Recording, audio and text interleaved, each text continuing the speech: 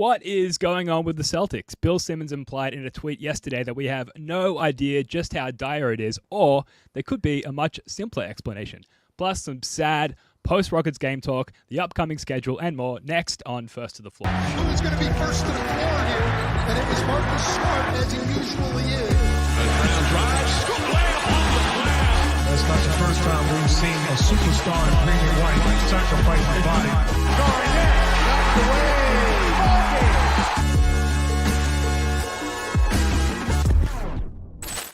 Welcome in to another episode of First to the Floor. Ben Vallis here. Thank you for joining us. Hope you're doing well. We're going to dive into tonight the most simple, reasonable, and the most wild and dramatic explanations as to what might be wrong with the Boston Celtics. Joining us, as he often does, Mr. Wayne Spooney. Spoons, how you doing, sir? Welcome back. Doing good, Ben. I'm fresh off of, as to quote the Green with Envy guys, being in Austin, Texas, so visiting a couple buddies of mine. So I feel like I haven't been on in a while. Unfortunately, it's under relatively dire circumstances, but we're back. It'll all be fine, right? Sure, of course. And of course, joining us, Tasmania's newest resident, the man with the mistress, Jake Eisenberg. What's up, Jake? How you doing? Doing good. All set up. No more cars or libraries. We're ready to talk about pain and sadness from the comfort of my own home. Finally. Perfect. Glad to hear. Not painting the new walls of your new home with any Celtics murals just yet. We've got to get a couple of that's under coming. our belt first. Now, look, just very quickly before we get into things, final housekeeping for us on the Celtics blog feed. This will be our last pod on the Celtics blog podcast feed. So please go over and subscribe to the First to the Floor feed if you've not already. And pardon me, my voice is a little croaky. I've just got a little sickness off my toddler this week, so apologies for the change in tone. It's kind of relevant, I think, given the change in tone for the Celtics this week as well. We are moving or have moved over to the CLNS network. That means us going back to our old podcast feed. So last episode on the Celtics blog feed, please ship on over to our new First to the Floor feed. The links and everything will be in the show notes below, or just search First to the Floor wherever you get your podcasts for that. All right, guys. Dare we talk about this Rockets game?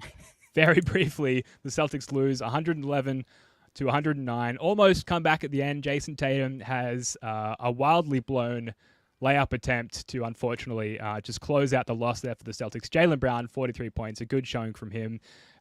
Tatum, 20 points on very poor shooting. Spoonie, to welcome you back into the fold here, we'll start with you. What were your main takeaways from this one? I think the biggest thing to me, I often look at rebounding as sort of an effort stat. Kevin Love once said, like, there's no selfish rebound, right? That's like the one stat you can't be selfish with. And we got absolutely obliterated on the boards. And I'm going to run some plays. I call these 6 plays the yakety sacks, because if you just look at them, this is just a team that's not here to win a basketball game. They're not engaged. They're not going for loose balls hard. They're not locked in when the shot is going up. Look at Jaylen's just sitting in the paint, not doing anything. I mean, the help defense was slow there. I mean, it's honestly comical watching these guys just get absolutely destroyed by pure effort plays, because I don't think anyone would confuse the Houston Rockets for a particularly good team, but all you have to do is box somebody out, go for the ball, hit the floor, and unlike Sam Hauser there, hit the floor in a smart way where you don't just fall down and completely miss the ball. There was a lot of baffling decisions from Smart and Tatum, I think especially. Tatum had one of those games where it's like, I'm not driving to the rim. And then in the second half, he finally started to, and lo and behold, he started to kind of put it together and we started to look a little bit better. But I mean, this was just, look, there's a way you can coast a little bit in the second half and still win basketball games. Whatever this is that we're watching on the YouTube feed is not that. I mean, this is embarrassing. It's absolutely embarrassing. I get wanting to go into the playoffs healthy and at full steam, but you got to at least show up, man. Like, there's just an endless run of plays where we're not getting to any loose ball. We're actively tipping balls away from each other. That just doesn't look like a team that's locked in even a little bit, which is, there's a balance here, right? And they were so far the wrong direction against the Houston Rockets. At one point when they started to come back, like really easily, I was like, maybe this was on purpose. There's a training exercise in there where we spot the other team double-digit lead for the first half, and then we have to see if we can come back because it's like it's good practice. It's like exercising in 5x gravity, a la Goku. Maybe that was the plan because like, how can we take this seriously? How can we analyze this when it is so clear and obvious that they are not taking it seriously? Like, Al Horford didn't leave the ground, and he has an excuse. He doesn't have to leave the ground. But it's like, on one hand, the fan of me is, or like the analyst is like, it's March. These games don't really matter. But then the other side of the coin is like, Jason Tatum had no interest in playing defense. Like, you want to be Kobe Bryant. He bought it every single night. You don't have the mama mentality. Like, that's like the crazy emotional side of it, right? Or it's just like random game in March. This group has never taken teams that are worse than them seriously, going back to like the Brad Stevens era. For whatever reason, they just don't do it. So it's like, I don't have a lot to take away, because when you see the third quarter, it's like, okay, well, Jason Tatum just decided to go to the rim and didn't miss a shot, basically. So clearly they weren't playing like the way they can and the way they know they should be in the first half, and they said as much in the post game. My thing is like, okay, let's just rest against these teams then. What's the point of playing these guys if this is how they're going to play? It makes absolutely no sense. So let's just rest. Tatum, it's cool you want to play all these games, but like, if you're going to not play defense and just jack 30-footers, what's the point?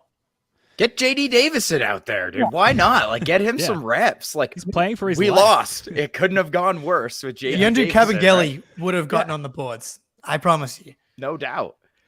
Yeah, it's interesting because we've heard Brad Stevens, Joe Mazzulla, and in particular Jason Tatum talk about the ways that they're trying to find alternate versions of rest, and clearly that's not taking games off. Clearly that's not sitting any significant part of the game. So, and we're going to get into this a little bit later in the pod, or very soon, because we're really not going to stick on this Rockets game for very long. But is it some sort of active rest that these guys are doing, but playing the game, but only playing it 75 or even 50 or even 20%, as was the case in this game? So we'll leave it there for a second. We'll get back to that in a moment. In this game, the lack of effort, completely out-hustled by the Rockets. They beat us in free throws, 27-21, offensive rebounds, 15-10, second chance points, 17-10, and turnovers, 13-10. And then Joe Mazzulla had this to say after the game. Beyond, obviously the things you're mentioning, the rebounding, the free throws. Yeah, those are concerning, the margins.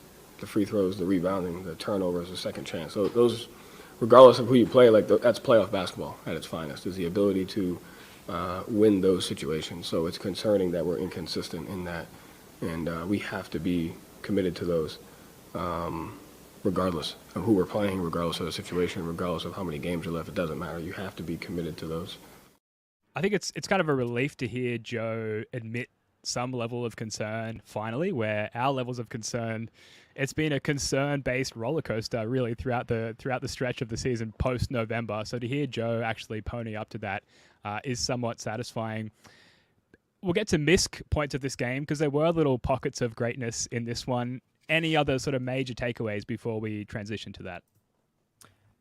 Can Jaylen Brown take a last shot, please? Yes, please. What happened there? In what world is Tatum the guy tonight? And to be fair, I don't know how he missed that. I think it was just a wide open layup. But not surprising from how he played tonight. You come in with that mentality, you're not locked in, like you're gonna have slippage. No doubt in my mind, you run that same play for Jaylen Brown, and he gets a layup and makes it. He had an incredible offensive game, no question. So, like, can we just let JB have a chance here, please? I suppose the one argument I'd make against that is Marcus Smart had just fouled out. We've seen that play a bunch of times in crunch time this year for the Celtics, and Marcus Smart is always the guy to make that pass on the run to Jason Tatum and can kind of read whether the defense is such that Tatum should catch on the run and go downhill or step back like he did against Philly. And in this case, we had Derek White making that pass, and you can see, like, he didn't fumble it, but you can see he was a little unsure with his execution in that particular play. So I don't want to put all the blame on Jason Tatum, but I'll put a lot of the blame on Joe Mazzulla for not calling Jaylen Brown's number. Absolutely. What do you think, Spoonie? I thought it was a great move by Tatum to get all the way. I still can't believe he missed it. So I think from a process standpoint, as my cat hits buttons and is completely messing with my computer. Okay, we're back. Sorry. From a process standpoint, I mean, that play has been money. So I understand why he went to it. I mean, I think we're like 3 for 3 or 3 for 4 going to that play. And again, it generated a good look that you expect Tatum to make. But I think there's one thing, if there's anything you can criticize Joe for and his sort of heartless dedication to the numbers, is that basketball isn't strictly a numbers game. On the macro level, it is. Like throughout a season, I totally agree with Joe in his approach to the game. Get threes, shoot through threes, generate rim looks. But sometimes you just kind of have to feel sort of the culture of a game. And the culture of that game was nobody showed up but Jaylen Brown. So give that man the basketball on the last play. Yeah, and I'm with you. I think he would have won. I want to talk about Joe's quote really quick before we move on from that too. I think sometimes, and I think the media folks especially aren't huge fans of Joe because he's sort of dismissive of a lot of the questions. And I think he's really defensive when people talk about the 3-point shooting and how we take too many threes. And it goes back to what I agree with him often about, hey, look, we're generating threes. We're going to shoot a lot of threes. That's the modern NBA. It's great to hear him say, like, the way we played tonight was wholly unacceptable, because recently some of these close losses, especially, he's been like, I'm not concerned. I felt like we played the right way. I thought some of the offensive rebounding, this was giving me flashbacks to the Knicks game with Mitchell Robinson just getting like 15 rebounds on one possession. But Mitchell Robinson's really, really hard to box out. He's really hard to get off the glass. The Houston Rockets are not. So I'm glad that he recognized that there's some concern with this performance. And that just makes me feel a lot better going forward. But I don't know what he's going to do. I don't know how he's going to fix it. So we'll see. But I just wanted to hit on that real briefly, that it was really a change in tone for his post-game comments in a lot of ways. They do actually lead the league in offensive rebounding, which I was surprised to have a look at. Really? All right. Well, I took it back. Damn. All right. Yeah. Yeah. Because I was looking at the Celtics defensive rebounding numbers, which we're going to get to a bit later. But that should be, I'm sure that's on the scouting report. I promise it's on the scouting report. It's probably the top of the list. They also miss a lot too. So they have a lot more opportunities, right? That's actually a great point. And it's probably because no one gives a shit when they play the Rockets, but nobody has ever given less of a shit than the Celtics yesterday, unfortunately, hence the result. Some missed moments from the game before we move on. Smart's like all-time mega free throw lane flop to really start to turn the tide there for the Celtics. Like, we'll get to some Smart criticism, and a lot of it deservedly so. Under the Harden flop against the Rockets a few years ago in TD Garden, is this like the second best all-time flop? Unfortunately, coming at a loss for the Celtics, but for Marcus Smart? It was classic. I was like, is he going to save the day with the most Marcus Smart of all the Marcus Smart moments? Alas, no. But yeah, it's got to be up there. Houston will never be topped with CP3 sitting on the sideline, just like smirking, thinking, I wish it was me, because that's my boy. That's my guy. Yeah. This has got to be up there. Okay, were the Houston ones, one of them was probably a flop. I do think the first one on Harden, he did actually foul him though. So he's had some playoff flops where he's like taken an elbow where that have been in important moments as well. So that's just a murderer's row. It's really hard to pick from all-time Marcus Smart flops, because he's got some huge ones and massive moments to win us games. And the fact he missed a free throw too, right after he got the flop. So I think, he makes both the free throws. I think we're maybe talking about the game a little differently, perhaps even. So it's up there, but from a pure artistic standpoint, it might be the top, but from like an important standpoint, I think it's firmly outside the top 5. I think that's fair analysis. Absolutely. All right, well, we're going to move on in a second to our explanation spectrum as to what's going on with the Celtics. But before we do that, just a quick post-game thoughts from both Jays after the Rockets game. I just think, one, we need to continue to build the camaraderie, the trust, as a team. You know, the little stuff goes a long way. Picking each other guys up when they fall.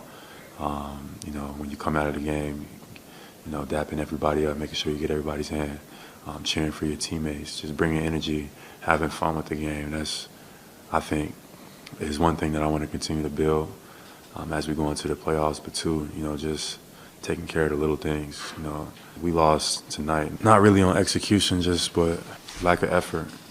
You know, not doing our job. The hard stuff, the little stuff is what adds up. You know, the offensive rebounds, the loose balls, the turnovers. We didn't deserve to win today. I just think we need to come out and play the way we know we should play each and every night. We can't pick and choose, and some days it's not going to be a night offensively, and that's okay. You can still add to winning.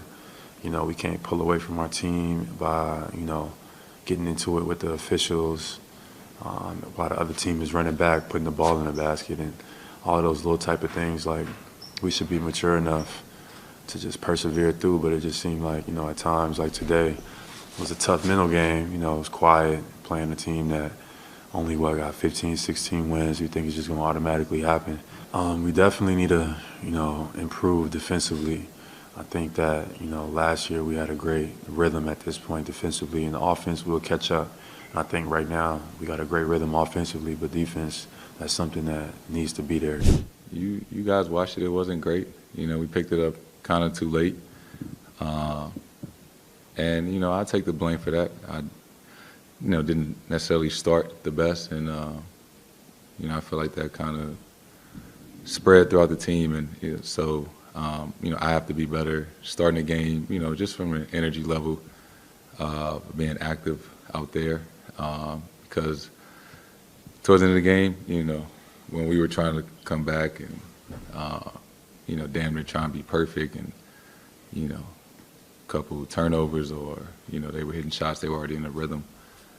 You know, that's just, that starts from the beginning. So a lot to take away from that. I don't want to stir up too much drama, you know, among our audience of literally billions, guys, but Jaylen Brown, like, maybe calling out Jason Tatum with regards to throwing her arms up and you know, obviously not quoting him verbatim here, paraphrasing, throwing her arms up, complaining to the referee, not getting back on defense. And then I suppose beyond that, on a more positive note, just a mutual awareness of like what's gone wrong. You know, it's hard to glean anything too specific from these guys talking to the press because obviously they're very thoroughly media trained, and a little bit they're just sort of, they almost are trained to give non-quotes in their responses. But anything from that long clip, I did try and edit it down as short as possible, so sorry for the length of that. Any takeaways, Spoonie, from the responses from either Jay in that one? If Jaylen is calling out Jason Tatum for yelling at the refs, I say good. Sure. You're the other leader on this team. You basically are the sole reason the Celtics were even within sniffing distance of that game. Good. Yell at him. Someone needs to talk to him because clearly the media and the fans complaining about him complaining isn't getting through to him. So maybe if his second star is like, you are actively hurting the team every time you do that, you need to stop. I hope he is calling him out for that. Yeah, I think you can read between the lines a little bit here. And I think Tatum would be the first one. I think he said it without saying it. It was like, yeah, I was not good enough. I came out with the wrong mentality. I thought I could just shoot 10 threes in the first half and 4 of them would just go in and we'd win. Like, they kind of played, like, especially JB early, like, there was a few like loose balls that just like didn't go their way. And instead of them, because they were up like 6-0, like wide open 3 doesn't go in. They were like this close to being up like 12-0. It didn't happen. And they were just like, especially Tatum was like, oh, well, guess, yeah, it's going to be too difficult to actually like win this one easily. So can't be bothered. And by the time you get to the third quarter, as you said, team's in a rhythm. Like, you cannot, it's difficult to get control of the rope when you like don't even know where the rope is. All right. Well, look, 20 minutes on the Rockets game. Why do we do this? We're going to move on. We're going to look at the simplest explanation and the wildest possible explanation for a number of concerning factors with the Celtics right now and pick which of the explanations are the most logical, or at the very least find some sort of happy medium there. So I'm going to throw some concerning aspects or traits about this team out to you guys. I'm going to throw out a simple and a wild explanation and leave it to you guys to deliberate and determine which is the ultimate explanation. So the first one, why are the Celtics apparently half-assing it most nights? The simple explanation, they're pacing themselves for the postseason. Simple. The wild explanation, something's wrong in the locker room. Joe Mazzulla has lost his grasp on the team. There's a majority pro-Ime faction, and everyone, including Damon Stoudemire, who has just walked away from a possible title team mere weeks before the playoffs, has turned their back on Joe. That's the wild take. Simple or wild, somewhere in between. Spoonie, I'll start with you. Where are we going? Yeah, I think it's definitely closer to the simple. I'm glad to hear that. And I look, we're really good. You know what I mean? We're like 20 something plus games over 500. I understand that it feels like the dark days right now. But I got to think there's some intentionality to the way they're coming out and kind of feeling games out, because we've seen them whenever they need to beat a team, they get up, they play the right way. Their defensive rotations are locked in. They don't blow switches. They get back on defense, except for Tatum, every single time down. And so it just, to me, like, you go back, what's the biggest game since the break? That Sixers game in Philly, and you guys talked about it afterwards. Like, everything went right for Philly that game. Embiid and Harden got to the line. Their whole team played good games. Tatum had a stinker, and the Celtics still came out and beat them on their home court. So I gotta think, like, when you watch them tip balls back to the Rockets and kind of goof off and don't get back on defense, I mean, that is 100% effort and mindset. And luckily, those are the two easiest things to correct. I do understand the argument of, hey, well, if you play the way you practice, and these games are essentially practice for the Celtics in the postseason at this point, now that there's so many games over 500 locked into a top 3 seed. But I think the Jays and Smart and Al have earned enough trust with us that they're going to come and play in the postseason. So I do think this is an intentional way to kind of make sure these guys are healthy and not tired if they get into a deep postseason run. I think what makes it tricky for people is that they've kind of said they're a flip the switch team. We've seen it with the defense throughout the year. The fact that they're kind of in the top 5 of defense, I think, speaks to how powerful the switch is. Because when it's bad, it's been bad. Really, but when the switch has been flipped, it's been like insanely good. So one, they know they have the defense. They've had the defense for the entirety of Jason Tatum's career with the Celtics. Offensively, Steve Jones from the Dunkers Pod, great thread on the Celtics today. And part of what he was saying is that, a lot of teams, especially championship contending teams or teams that have, proven it, depending on what your definition of proven it means, once you find it in the regular season, it's difficult to maintain that level of offensive effort and focus. The way that they're playing early in the season, when they went 21-5, the cutting, the movement, the driving, like, clearly it's more difficult for Jason Tatum from an energy standpoint to do what he did in the third quarter of the Rockets game than what he did in the first half. Like, it's as easy as he was making it look by dusting every Rockets defender and getting to the rim. You still got to, like, use that burst, use your body, take a hit, maybe not get a foul call. It's no question it's more difficult. So they found it. They know that it's there. Well, they think that they know that it's there at least.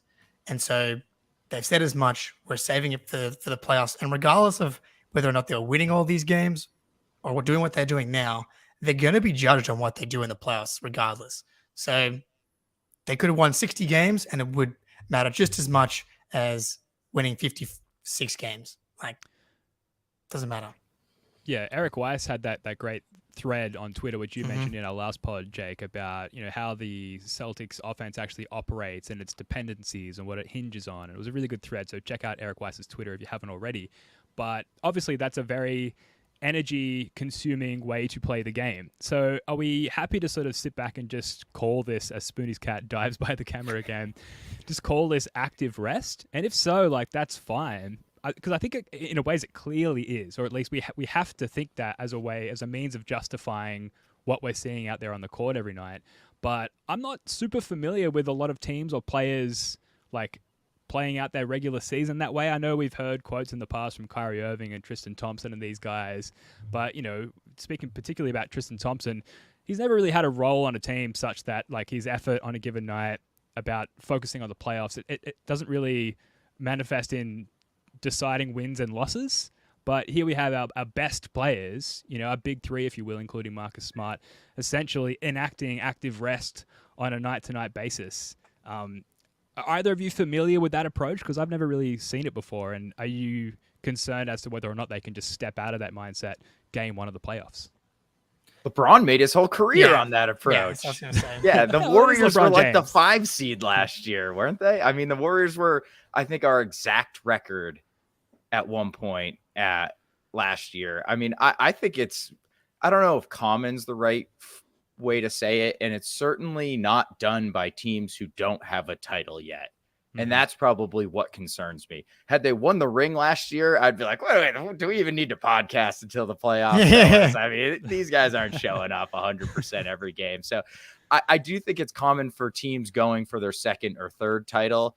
Look what happened to the Suns last year. They won 64 games and all of a sudden they're out in the second round. That could be what happens to the Celtics, but maybe not, because unlike the Suns, they're taking the regular season a little less seriously. I don't know. It's a good point.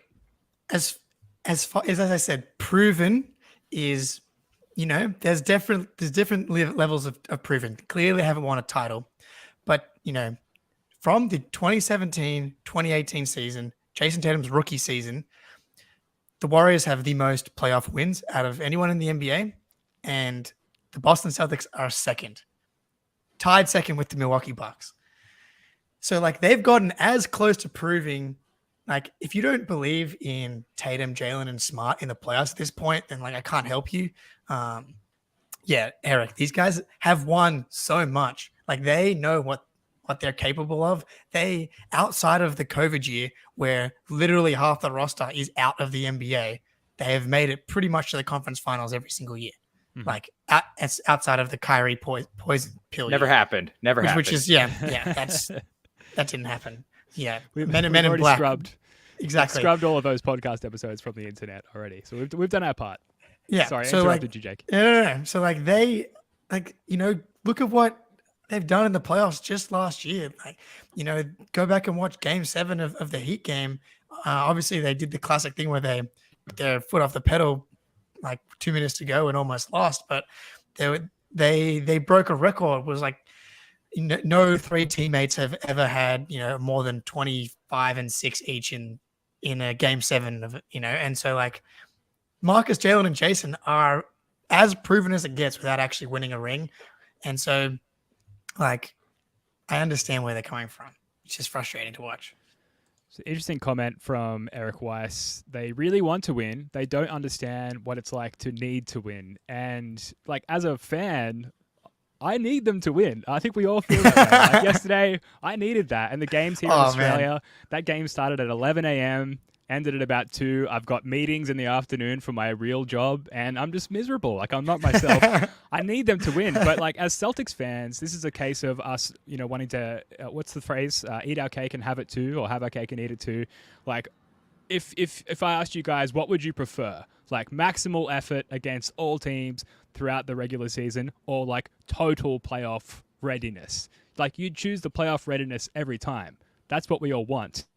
And, would you prefer Joe Mazzulla to have a solid, consistent rotation all year? Or would you prefer him, brutal, frustrating levels of experimentation such that he has the data he needs going into the playoffs? It's certainly the latter as well. So that's what we want. But at the same time, we need these wins on a daily basis. So I don't know what else I'm saying here other than that is the plight of us, the Celtics fan. I don't think there's a solution here. And maybe think about us. We have to come on this podcast and talk about how you just lost to the Rockets. I know. All right. Come on, man. Help us. I think I said this at the start of the year. These types of seasons are not fun. The IT, we're not seasons where it's you're expected to get back to the finals. There is no exceeding expectations. You just get sad. Yeah. Yeah. Which is a great way to live. Yeah. The journey matters. Life. That's not about the Fair. destination, except for sports, which is why it sucks. And it's great that we do this for our main hobby. Now, look, explanation point number 2, and I think everything we've just gone over sadly might explain everything we're about to go over, but Yes. point number 2, what is up with Marcus Smart? The simple explanation is he's working his way back from a series of injuries intended to reach his peak right as the playoffs hit. The wild explanation is, as a leader of the pro-Ime faction, his motivation to, quote, play the right way has waned, and his disdain for the Jays' unfairly high usage has returned. His indecisiveness around which hairstyle to stick with is only scratching the surface of his own internal struggles. Simple or wild? What are we going with here, guys? First of all, Ben, how worried are you that there's an internal struggle with the pro-Ime faction? Because this is the second one you brought that up on. There's a seed in there for you, isn't there? There's many seeds. They're all growing at incredible rates right now, like in some sort of tropical forest of concern and worry. But that's how I operate. You guys have known me for a few years now. This is how I roll. So if you want to ask me how worried I am, we can do a whole nother podcast on that. But I ask you guys. Smart's been bad does not do justice to just how terrible he's been. I'm sorry. The Celtics, I looked at the numbers. Since he came back, we've played 11 games. The Celtics are 20 points per 100 possessions better with him off the floor. Tatum's second worst at 11, but he shares a lot of his minutes with Marcus Smart. So it's hard to kind of extrapolate exactly how much Tatum is to blame. It's certainly some, but I mean, I think you could make a pretty good argument had Smart not played these last 10 games, we'd have a considerably better record. I mean, he's been that detrimental on both ends. His foul rate, his fouls per 36 minutes are at 3.7. They're at 2.5 last year, and they're at 3.1 this year. So he's fouling a ton. He's getting burned on straight line drives for not like he's always had trouble with the quick, small point guards. Now it's like wings that he's tailor made to defend, just like pumping and going right by him. And then offensively, his assist percentage was up in the 30s this year. He was like averaging 8 assists a game. He's down to like 16 assist percentage since he's come back from injury, which is not, I mean, that's like mid-usage wings have assist percentages around that. I mean, he's just been actively detrimental to the team winning basketball games. So it's got to be the injury. Great basketball players don't just start being bad at basketball in the middle of their age 28. So that is just not how it works. So it's got to be the injury. And if he's not playing well and he's nursing an injury, Joe needs to stop playing him. I mean, that's really what it comes down to. You just need to get Marcus Smart healthy because he was our third best player last year on a title team. Oh, or on a finals earlier team. this year. Yeah, he was playing the best basketball of his entire career before this injury, and he just cannot be healthy because he's been that bad since he's come back. So sit him down, man. Sit him down for a week or two. I think that'd be the best for the team and the best for Marcus and the best for my sanity. Second that. When Marcus Smart is bad, it just like jumps off the screen aggressively, and like especially with like the decision making in the fourth quarter, that's when it gets really bad. Whether it's like shooting an offensive rebound for 3 when you should be running another 12 seconds off the clock, or thinking about doing like a behind the back layup when Tatum throws him the fast break and it just goes off his knee because he's thinking about doing something cool. Like it's bad, but there's no reason for him to be leading, Derek and Brogdon in minutes right now while he's playing like this. That's as simple as it can be. Just play him 3 less minutes and let him get his legs back and let him play hard on defense and feel what it feels like to play depoy level defense. Because right now it's just so far away from that. It's like in my mind, like there's this cognitive dissonance where, I'm like watching Marcus get blown by, as you said, just like DeAndre Hunter. It's like, what is going on? Hamidou Diallo. Yeah. This is not what I'm supposed to be seeing with my eyes. And that's what's happening right now. So you have to play him because the best version of Marcus Smart is, the best version of the Celtics involves Marcus Smart part of the crunch time lineup. It's just, is he still feeling the injury? Is he just like working his way back in from a conditioning point of view? We don't know the answers to those questions, but it seems like a solution to it would just be like just ramp him back a little bit and let him go balls to the walls while he's out there, as opposed to like coasting. That would be my suggestion to Joe. Yeah, Forsberg had this quote. Our buddy Chris Forsberg from Marcus Smart post game says Marcus Smart not overly concerned with Boston's inconsistencies. Quote, I'd rather it happen now than when we get into the playoffs. Last year it flipped around this time, which isn't necessarily accurate. It wasn't around this time. We started to catch the rhythm, so we started early. Hopefully we can catch our rhythm late this time. So again, we've got the players acknowledging what we're all worried about, which, what is it? I don't know the full stages of grief or whatever it is, but acceptance, I believe, is one of the earliest stages. So that's good to hear from Marcus Smart. My wife bought me this Depoy shirt a couple of days ago, and once upon a time, not that long ago, would have been the coolest shirt ever. Would have been proudly wearing it out around Sydney. Very much an inside shirt at the moment while I wait for Marcus Smart to return to form. Explanation point number 3. Why has Grant Williams seemingly fallen off a cliff? The simple explanation: recovering from a bothersome injury in the elbow of his shooting arm. The wild take, or the wild explanation: teammates have finally grown tired of Grant's abrasive personality, and Joe Mazzulla feels pressured to bench Grant in an attempt to put himself back in favor with the key players in his team. This is one where I actually am flirting with the wild. Okay. I've seen wild take at the bar, been like, okay, I'm single, this is my past life, no longer now. I grab a gin and tonic or a gin and soda water because I'm trying to watch my weight, and I'm just look at it. I'm like, wow, you have beautiful teammates have fully grown tired of Grant's abrasiveness. So I think like Grant's got to be kind of I hope Gil's not listening, kind of annoying to play with, man. Like when you're a role player who's like 0 for 4 and just turned it over, and then you start yelling at the ref, I would just walk over to him and be like, dude, sit down, like get off the court, because you're not helping us and you're undermining our credibility with the refs. And he, the injury's probably playing into it some, but having a bad shooting elbow doesn't mean you can't stay in front of your man on defense. And he's not really been able to stay in front of his man on defense for the better part of like 2 months. So, I agree with Joe. Bench, because if he's hurt, he should be on the bench. And the way he's played, if he's not hurt, he should be on the bench. So I think there's something to the wild take on this one. Yeah, interesting. Jake? I just don't get why he's not on the injury report at all. Like, if there's something in there, why is he not just constantly questionable and then he can just be active every time? That would be good for everybody involved. Like, you're just like, from a PR perspective, the Grant stuff has been awful. Like, the day after the Cavs game, mentioned on the last pod, he was like the photo for game day. It's like, let's read the rim. Let's just put Grant a little bit to the side. Let's just, PR 101. It's like, it will blow over, but if you keep talking about it, it won't blow over. I'm wondering if maybe it wasn't necessarily a cliff.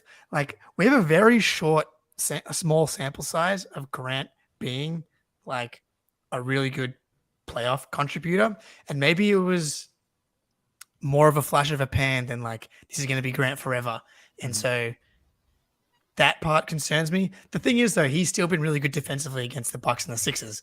So it's like, the question is, can you just throw him in there and be fine and have his confidence and still play at a high level? I don't know.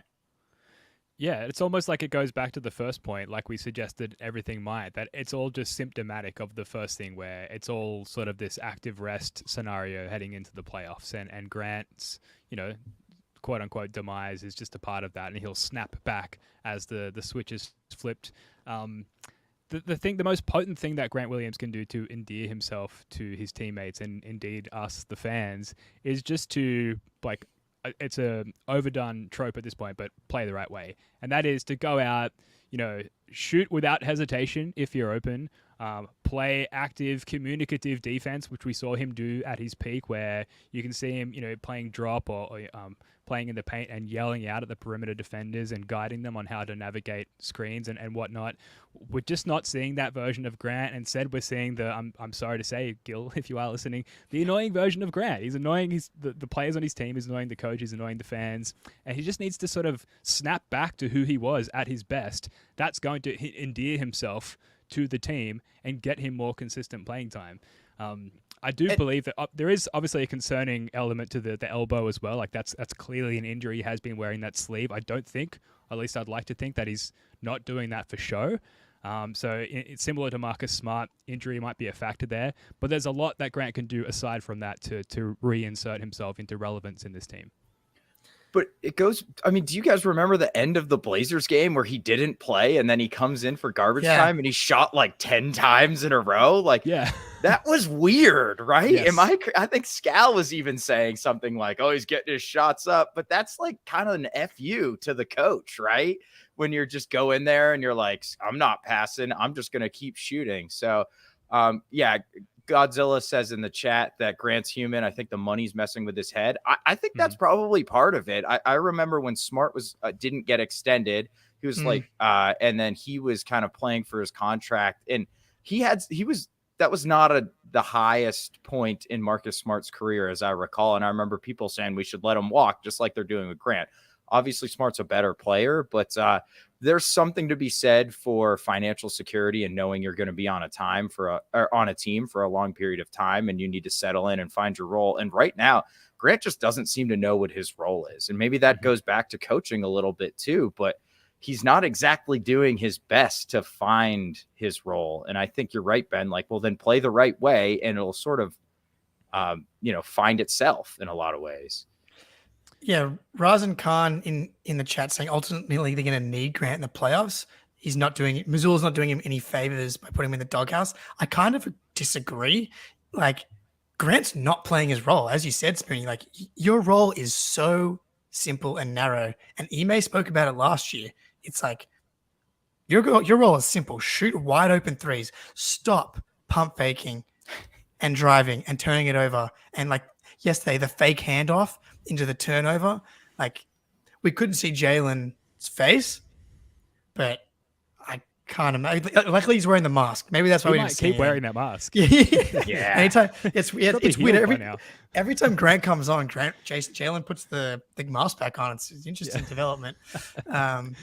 Like, play your role or you're not going to play, because when you go outside of yourself, it's detrimental to the team. Like, one of my favorite things that Joe's talked about, when you pass up open shots, it often leads to turnovers, and it's no more clear than when you see Grant not just shoot wide open. Like, he has not been blocked on a three-point attempt.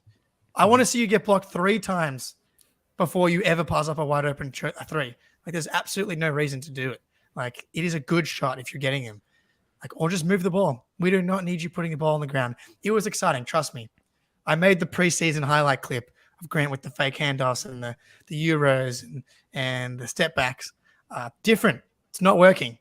If you had come in and it had been working consistently throughout the year, go for your life. Clearly not working. It's been a disaster. Your shooting splits outside of at the rim, floater range, mid range are awful. He's not taking more threes than he was last year. It's like, shoot more threes and defend, and you can play as much as you want. Everyone's privy to the counter moves now, Grant. And so the logical counter move to the counter moves is just to go back to shooting threes again. And then you can counter that when people get used to that again. Anyway, very frustrating. I digress. Real quick, just to hammer home Jake's point, Eric Weiss in the chat said, this was about Marcus Smart, definitely injury related as in his performance. But Joe needs to learn how to reward achievement and use that as a motivator for those who are not achieving. Pop is great at this, creates accountability. He's not doing it with Smart, but I think he's doing it with Grant. He's basically saying, like, if you're not going to play your role and you're not going to play the right way, you're not going to play. And maybe you need to do that top to bottom. And maybe that's a problem for Joe. But I'm totally fine until he starts to figure it out. He just can't be on the court. Mm-hmm. I've always wondered what would happen if they did it to Tatum, because I feel like he definitely does it. And everybody loves to talk about how much of a hard ass Ime was, but even he didn't do that. Nope. Like he would call a timeout and call them losers and other words. But he never just like yanked Tatum when it was very clear that he wasn't playing the right way or defending. So like that, and Pop, I wasn't like as big of a NBA fan and like watching all the Spurs games, but I feel like Tim Duncan didn't really need to be pulled very often. Never, dude. Duncan always played the right way. Always. Yeah. And he would like yell at Tim like in practice just to show that he could, but like that was never an issue for He'd yank Parker though. He would Yeah. he would scream at Tony Parker in front of people and he'd yank him. He didn't have to once Parker kind of settled in, but when he was young, he used to yank Tony Parker around to use a horrible metaphor. Well, maybe he needs to yank Tatum around every once in a while. A little bit. Yeah. Give Tatum a few tugs, would you, Joe? It's gonna help. All right. Speaking of Jason Tatum, final point that requires explanation. Why doesn't Jason Tatum play defense at the moment? Simple take, he just doesn't want to. The wild take is that he doesn't have the, quote, Mamba mentality. Jake, you filled out this portion of the run sheet, so I'll throw to you on this one. What's your take, simple or extreme? I think it's definitely the I don't want to part. The Mamba mentality is up for debate as well. Ooh, I'm not sure how much of the Mamba mentality you actually want for a variety of reasons, but it's so obvious when Tatum's not playing at his highest level, because I think when he's playing at his best, all the little things unlock his favorite thing in the world, which is the pull-up three. Like when he's going downhill, it's easier for him to get the threes off, and when he's playing defense, he gets easier look in transition. Like I am a firm believer that like when Tatum's playing defense, like that's when he has his best games. Like go back and watch the Nets series. He was unreal. Like the defense that he played in that series was like Kawhi, like peak Kawhi level stuff, the way that he was guarding Kevin Durant. And we haven't really seen it. Like we've seen it, more than opening night, but opening night against the Sixers where he's blocking Maxey into the stands, he's switching and doubling and he's just flying around. Like he's one of the best help and nail defenders in the NBA. And when he's not doing it, it's just like very obvious. So, yeah. Yeah, Tatum defensively, I think his best performance and subsequently the team's best performance since the All-Star break was against the Cavs, the first Cavs game after the All-Star break at home where we had double bigs, we had the ball zipping around like crazy, and it was like, that movie Hook, that Peter Pan movie where they're like, so good, like going through the paint on Rob Williams' face, and they're like, there you are, Peter. It's like that. We found them for a second. There we saw them in what once was, and they were playing the right way. And defensively, Tatum helping off Isaac Okoro a lot in that game, and mucking up post passes and what the perimeter players were trying to do on the outside. It was really, really effective in that game, and that had a translative effect on the offense where he was really quite effective as well. That's a high effort application of one's game, and this goes again back to what we were talking about. We just have not seen that subsequently, post that game for the rest of the stretch since the All-Star break. So it's very concerning. We hope that we can switch it back on heading into the postseason. Sorry, Spoonie.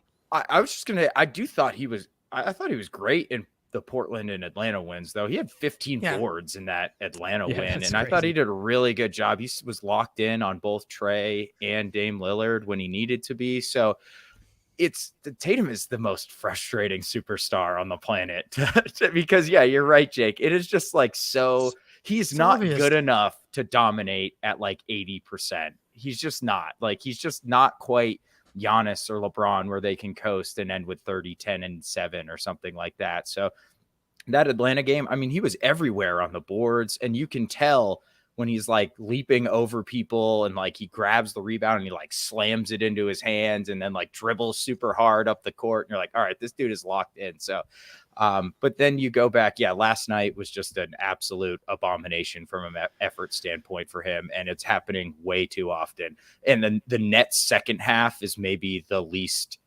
like locked in I've ever seen Tatum play basketball. He was like sleepwalking through that second half. And it's like, dude, we're still in the lead. Like we can still win this game. Please just wake up. So yank him. Yeah, yank him. That's what, yank him around, Joe. So, yeah, I don't think he has. I don't think he has the Mamba mentality. I mean, not many people do. It's real. You have to be like legitimately psychotic to be like how Jordan and Kobe were. And I don't think Tatum. He's too like well-adjusted of a human being to be like that. I think there's a Tatum mentality in there that he has tapped into, his own specific personality or mentality rather of success, where he's played with the Celtics his entire pro career. He knows what needs to be done to be successful and to pull his teammates along and even elevate them to play to a level that they're not necessarily always capable of. We've seen him play at levels like that this season. We've seen him certainly play like that in the playoffs in postseasons past. We just need to see him, bring himself back up to that level of leadership as we transition to the postseason. But right now, after a brutal loss to the Rockets, it's hard to imagine him finding that. But I'm sure that I certainly hope that he will. Now, I think we're going to leave it there as far as this segment. But if you've got any other traits that you think require an in-depth explanation, and particularly if you have your own simple, reasonable explanation and just a wildly outlandish take, let us know in the comments. We'd love to hear, and perhaps we can circle back on some of those on the next episode. Very quickly before we wrap up, guys, a couple of things to get to. Damon Stoudemire, we touched on it as part of one of our wild explanations a second ago. Hired by Georgia Tech as head coach of their men's basketball program. First of all, just huge congrats to Damon Stoudemire. Obviously, relatively successful NBA career as Mighty Mouse there.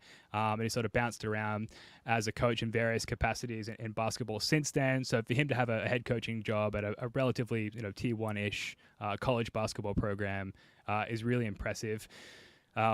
Curious to get you guys' thoughts on that, but also, we know obviously it was hired by Ime Udoka, and then he leaves. Again, not meaning to stir up drama here. Leaves less than a year into the Mazzulla tenure. Jake, is this indicative of any issues among the team? Is it not weird for an assistant coach to bail heading into the postseason where a championship is basically the expectation? I thought it was very weird. I can't remember a time, but again, I'm not locked into the assistants of other NBA teams, so I don't know how often this is actually happening. But yeah, not ideal to lose your lead assistant 10 games before the playoffs. That seems bad. Wasn't Joe Mazzulla key in putting together a bunch of game plans in last year's playoffs? Not ideal. And also, I don't. Spoon, you probably understand the college, basketball more than me. But why are they hiring a coach right now? It doesn't the college basketball. Yeah, well, can he not just start? Is after the playoffs? He's got to hit the recruiting trail, and he's got to get onboarded and get into the facilities. He's still got a team, he's got to meet with his guys, see what he's got, see what his holes are going to be, who's leaving, who's transferring. I don't think it's weird that he left for a head coaching position. Clearly he wanted to become a head coach, and you got to jump. Yeah, you got to jump on a Power 5 conference head coaching job when you get the opportunity. Had he gone to be the head assistant for a college program, I definitely think that would be weird. I'm not too worried about it. He was super emotional. Did you see his presser he did today where he was crying tears of joy for getting the job? Yeah. Awesome. No, I didn't see it. That's awesome. So I think it's just more indicative of he's worked his whole life to get a head coaching gig in a D1 school or in the NBA. And when you have that opportunity, the opportunity you've been working your whole post NBA career life for, then I think it's worth it. And yeah, BCS, Power 5 school coaches make millions and millions of dollars. Ours makes $7 million a year. So at WVU. So I can see why he left. I don't think it's indicative of problems. All right, we're not concerned. That's good. And again, congratulations to Damon Stoudemire. I mean, it sucks. It does. It's horrible timing. Yeah, but continuity, it's terrible. But sorry, Jake, did you have something else you wanted to add there? Oh, well, Brad's got a lot of holes to fill on the coaching staff. Will, Ime, and Damon, right? That's 3 out of 4 of the top guys in less than a season. So opportunity for Joe to build a staff if he's got ideas, or if Brad's got ideas. I'm pretty sure the average age of this podcast is the average age of the coaching staff, which we're making yank around jokes. I'm not sure if this is a good thing or a bad thing to be as close in age to to the coaches or to the players, but Different bringing planes of in existence entirely. bringing in some experienced voices like what's Evan Turner up to these days. Would love to bring ET in here. From what I understand, is that they don't pay him nearly enough to come in and be an assistant, because I know he was on the bench for one season, right? And it was the COVID year, so I'm guessing not as fun as other years. But he's like, that's so much work for not nearly enough money, and so I know he's got a podcast now. Like that's probably unless they're gonna like pay him. Don't forget he's got one of the most ridiculous contracts when the salary cap spiked. So he's like he's cruising. Right place, right time for ET. There. Yeah. All right, very quickly, because we want to wrap this one up. The upcoming schedule, all on the road: the T-Wolves, the Blazers, the Jazz, and the Kings. I would expect definite wins against the Wolves, Blazers, and Jazz. Why would you do that? Well, like, I guess just logically, we lost the Rockets game. Surely there's a bounce back here against very beatable teams. As I say that out loud, I'm starting to not believe myself based on how the season has gone. But like, just surely that's the response. And then the Kings, obviously, they're the 2 seed in the West right now. They have a very potent offense. They challenged the Bucks yesterday. Unfortunately, did not beat them. Great game. So they're an incredible team. If you can rattle off those first 3 wins against the Wolves, Blazers, and Jazz, perhaps develop some rhythm into then going in and beating the Kings, you can rattle off 4 straight here. Jake is the first one to laugh at that, so I'll ask you first. What do you think? They'll play well and hard against the T-Wolves. That'll be my guess. Mm-hmm. They seem to always beat the Blazers these days, so so I think they'll win that one. But the Jazz, that's a classic. That's a classic lose right there, out from the mountains, which is good because a bounce back game against the Kings does far more from a narrative perspective than it does a win against the Jazz. So just have an awful, I reckon, Tatum, do it again. Play awful against the Jazz and then bounce back game against the Kings, because that'll do more from a narrative equity point of view. I like how we match up against all of these teams other than the Jazz, because they try really hard, which is our kryptonite. So I'm smelling. I like the 3-1. I think that's about right.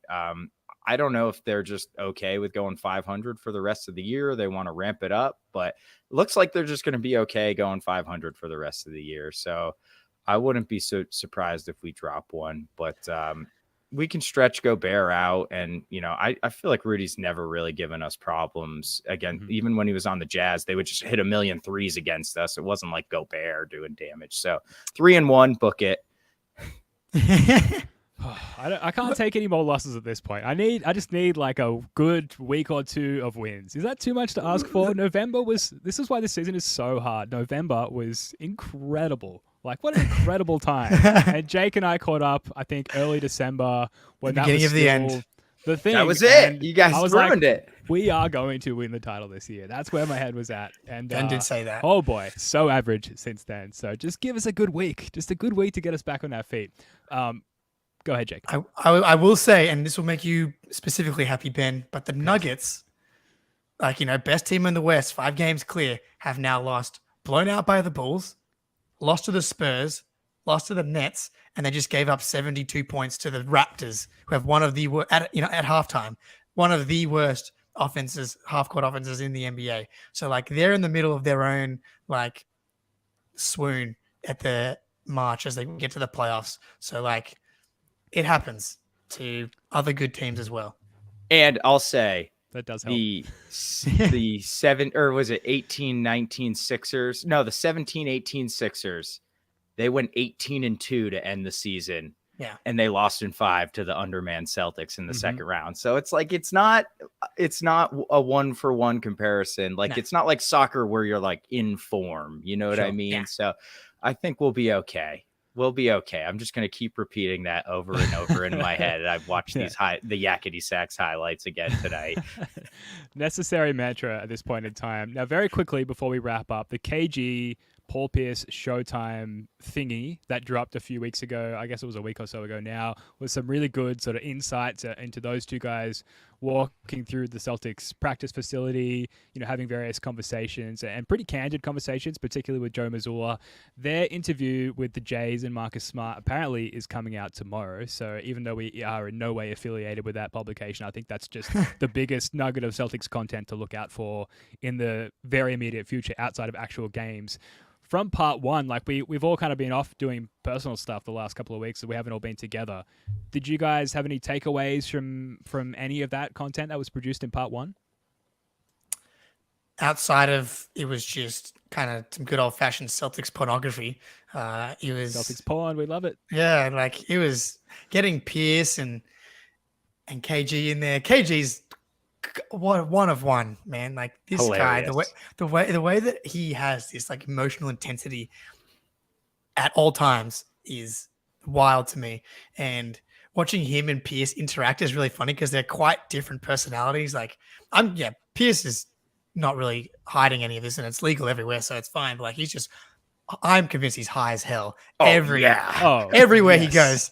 Everywhere he goes, courtside in this thing, and like KG said something, and he'd be like, "Damn, yeah." Like, and then, We're like Bill Russell now, man. Yeah. And then you'd have like an epiphany, and just like, yeah, and this is how we got to do it. And one thing he did say, which I really loved, was like, "We got to get back here, man." We're like, I used to get fired up. I'd see Bill Russell in the stands, and KG was like, "Damn, never really thought about it like that."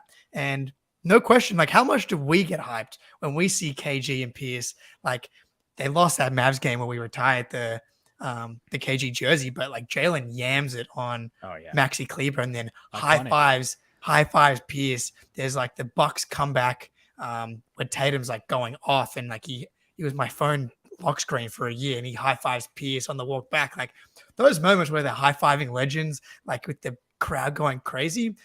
That was like my number one favorite takeaway, and I hope we see them in the Garden for the playoffs. I get why everybody loves Brad Stevens from that. Like he was just oh my God. So like he's like a fish out of water with KG and Pierce, but he's like dapping them all up and super and he's got this little gut now. I know. Yeah, he's got the dad bod going hard. He's just such a smart basketball mind, and like you could tell he was excited to pick their brain, and they were excited to talk to him, and it's like we're in very good hands with Brad Stevens. Joe, jury's still out as much as I love him, but that dude is just so good. Anything he does in basketball, he's going to be a success, like kind of like Jerry West. Mm-hmm. Yeah, absolutely. All right, well, look, we better leave it there. That is going to do it for this one. Thank you so much for joining us. We'll be back with another pod a little later in the week when surely the Celtics will have turned this whole thing around and we can once again celebrate. A final reminder, this is our last podcast on the Celtics blog podcast feed. Huge thanks to everyone at Celtics blog for having us there, and we look forward to continuing that relationship. But please subscribe to the First of the Floor podcast feed wherever you get your podcasts. Spoonie, Jake, love your work, guys. Until next time, go Celtics.